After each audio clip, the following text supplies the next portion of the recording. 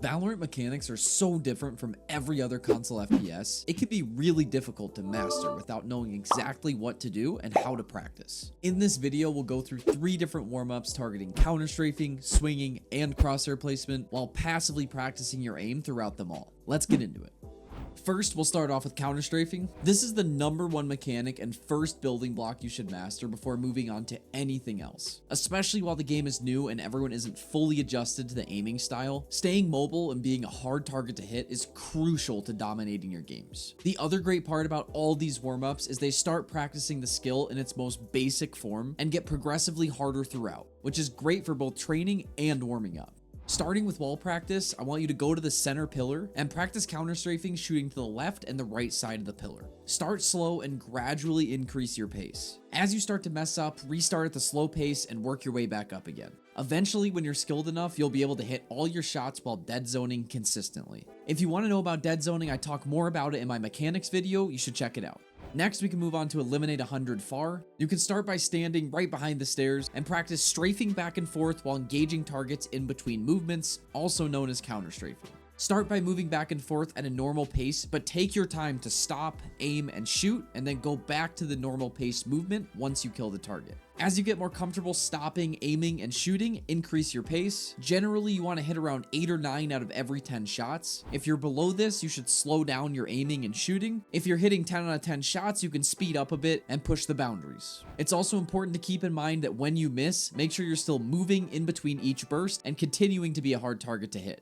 Next, we'll move on to eliminate 50 close. For this one, I want you to start in front of the shooting barrier and just repeat the same process as the last scenario. For this one, targets generally will be a little bit closer. However, it's going to make you flick a little bit more, just practicing some different aiming skills. Next, we'll move on to easy bots close. I want you to start right behind the shooting barrier, and while strafing back and forth, try and hit as many shots as you can while counter strafing correctly. Use the same practice techniques as the last two. You're on easy mode to give you time to properly learn the right way. Once you can consistently hit 30 bots while counter strafing properly, you can move up to medium.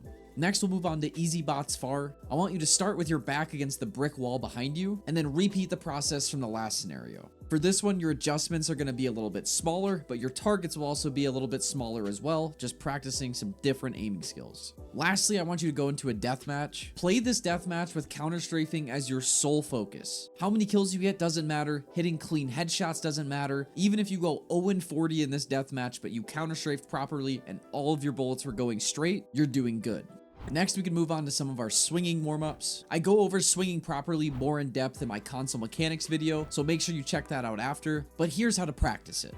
First, we're going to start off with the practice bots. I want you to place a wall in front of the shooting barrier, blocking only the left side of the range. Start behind the wall, swing out, stop, aim, shoot, and repeat. Start this process slowly. Your goal is to hit 8 or 9 out of every 10 shots. If you're under that, slow down your aiming process. If you're above that, then speed up. Eventually, when you're skilled enough, you should be able to swing out and dead zone nearly every target. Next, we're going to do the exact same thing, but place the wall blocking off the right side of the range and repeat the same process, just practicing peeking from the other side. Next, we're going to talk about the spike defuse course. This unfortunately is not in the console beta yet, so I'm going to show you guys on PC, but once this is added to the game, this is a great way to practice swinging. Start on easy with armor and a phantom or vandal. Begin clearing all the bot spawns one by one. Similar to the previous scenarios, take your time and focus on getting the basic movements and aiming down, and then build speed from there. Once again, you're on easy to give yourself time to get all this stuff down, so take your time. Once you can consistently finish this course 10 times without dying, move on to medium.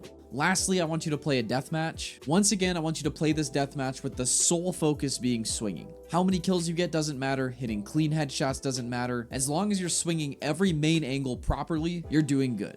Lastly, let's talk about some of the crosshair placement warm-ups. In a game like Valorant, where you have essentially zero margin for error in gunfights, having your crosshair in the right spot is crucial for consistency. Let's go over some ways you can practice. First, we'll start off with eliminate 50. Get a bot towards the back of the range, ping them, and stand about 10 meters away from it. Put your crosshair on their head and try to track it while strafing left and right in random movements. Your goal isn't to shoot the bots. You want to practice tracking against your own movement. You can also do this at different lengths, like 5 meters and 20 meters for extra practice. Crosshair placement in Valorant is essentially tracking the edges of walls. So practicing your tracking is a super important aspect of Valorant. Next, we'll move on to Eliminate 100. I want you to stand in the middle of the shooting bay, don't move, and practice shooting the bots while only aiming on a horizontal plane. This is great practice for keeping your crosshair at head level while moving throughout the map. I've noticed a lot of players have a really big issue of not being able to consistently keep their crosshair at head level. This is just extra practice for that. Next, we can move on to a head level deathmatch. Similar to the first scenario, we don't want to shoot the enemies. Practice going throughout the map, keeping your crosshair at head level the entire time. You can also run around a custom game and do this, but I think having the enemies on the map as a reference for head level is very effective. When someone shows up on your screen, let them shoot you and take that time to check if your crosshair placement was good or not, and then repeat. It's also important to take note that elevation does dramatically affect crosshair placement. So when elevation is involved, don't be too hard on yourself. On a flat plane, however, your vertical crosshair placement should be perfect every time. Lastly, we'll get into something called the Miyagi method. You're basically going to repeat what you did in the last scenario, but you're going to add a couple extra elements. Instead of only focusing on vertical crosshair placement or head level crosshair placement, we're going to try and have correct horizontal and vertical crosshair placement, as well as when you see an enemy, you want to counter strafe and try to track the enemy's head until they kill you. We're basically just taking the shooting out of the gunfight and trying to ingrain good habits in crosshair placement and general gunfight hygiene.